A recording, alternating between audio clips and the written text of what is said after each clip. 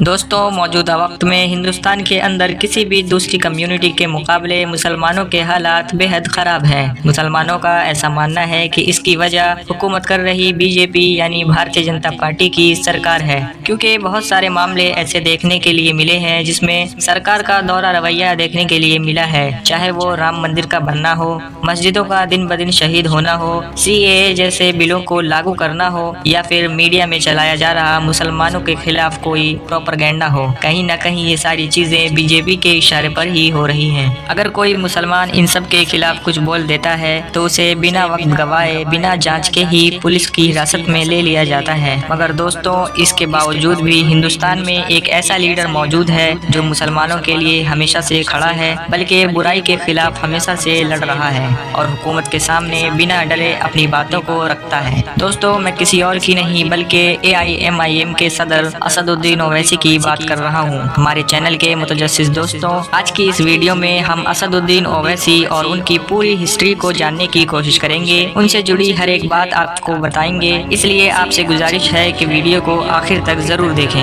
سب سے پہلے تو آپ کو بتا دیں، اسد الدین اویسی آل انڈیا مجلس اتحاد المسلمین یعنی AIMIM کے پریزیڈنٹ ہیں، جو 4 بار ممبر آف پارلیمنٹ رہے ہیں اور موجودہ وقت میں بھی حیدرآباد لوک سبھا کو بھی ریپرزینٹ کرتے ہیں۔ اس کے علاوہ اویسی کو RISSC یعنی royal Islamic strategic studies centre کی طرف سے دنیا کے 500 مشہور اور اثردار مسلمانوں کی لسٹ میں بھی شامل کیا گیا ہے۔ اسد الدین کی پیدائش 13 مئی 1969 میں سلطان صلاح الدین اویسی اور نجم النساء بیگم کے گھر میں ہوا تھا، جن کا تعلق حیدرآباد کے سیاسی پریوار سے تھا۔ اویسی کی AIMIM پارٹی کو ان کے دادا عبد الواحد اویسی نے 18 ستمبر 1957 میں لانچ کیا تھا۔ اس سے پہلے اس پارٹی کا نام صرف مجلس اتحاد المسلمین ہوا کرتا تھا، مگر ان کے دادا یعنی عبد الواحد اویسی نے سوچا کہ یہ پارٹی صرف مسلمانوں کی ہی پارٹی نہ بن کر رہ جائے، اس لیے انہوں نے اس میں آل انڈیا جیسے لفظ بھی شامل کر دیے، جس کے بعد پارٹی کا نام آل انڈیا مجلس اتحاد المسلمین یعنی AIMIM بن گیا۔ اویسی کے والد سلطان صلاح الدین حیدرآباد کی طرف سے پارلیمنٹ کا چناؤ کبھی بھی نہیں ہارے، یعنی سال 1984 سے لے کر سال 2004 تک لگاتار ان کو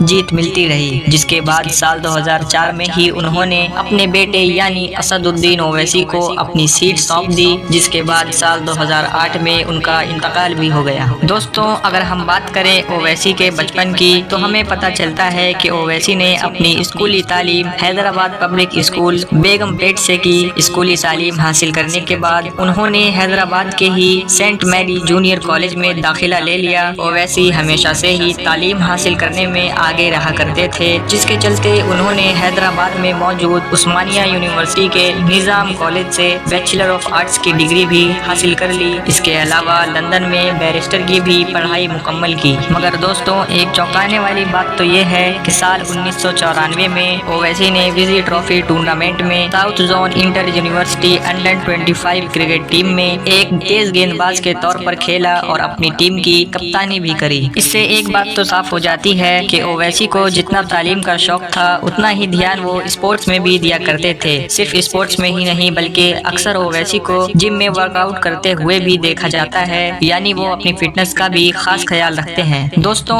ایک سوال آپ لوگوں کے ذہن میں ضرور اٹھتا ہوگا کہ آخر اویسی نے کن سے شادی کی ہے اور ان کے کتنے بچے ہیں۔ آپ کو بتا دیں کہ اسد الدین اویسی کی شادی 11 دسمبر سال 1996 میں فرحین اویسی کے ساتھ ہوئی تھی، جن کے ذریعے سے ان کو 6 بچے بھی ہیں، جس میں ایک بیٹا جبکہ 5 بیٹیاں شامل ہیں۔ بیٹے کا نام سلطان الدین اویسی اور بیٹیوں کے نام خدشیہ، یاسمین، امینہ، مہین اور عاتقہ اویسی ہیں۔ ان کی سب سے بڑی بیٹی یعنی خدشیہ کی شادی سال 2018 میں برکت عالم خان سے، دوسری بیٹی یاسمین کی شادی سال 2020 میں عابد علی خان سے، جبکہ تیسری بیٹی آمینہ کی شادی 2022 میں فہد بیگ سے ہوئی تھی۔ اسد الدین اویسی کی والدہ جن کا نام ناظمہ بیگم ہے، وہ حیدرآباد کے شاستری پورم میں موجود میلار دیو پلی میں رہتی ہیں۔ اویسی ایک ایسے نیتا ہے جو سنسد میں حکومت کے خلاف آواز اٹھانے سے کبھی بھی پیچھے نہیں ہٹتے ہیں اور اکثر اہم سوالات پوچھتے رہتے ہیں، جس کے چلتے انہیں کچھ ایوارڈ بھی دیے گئے ہیں، جس میں سال 2014 میں دیا گیا سنسد رتن ایوارڈ اور سال 2022 میں لکمت پارلیمنٹ ایوارڈ شامل ہے۔ دوستوں، کچھ لوگ اویسی کو ہندوؤں کے खिलाफ बताते हैं और उनको जिन्ना से कंपेयर करते हैं, जबकि ओवैसी ने हमेशा से ही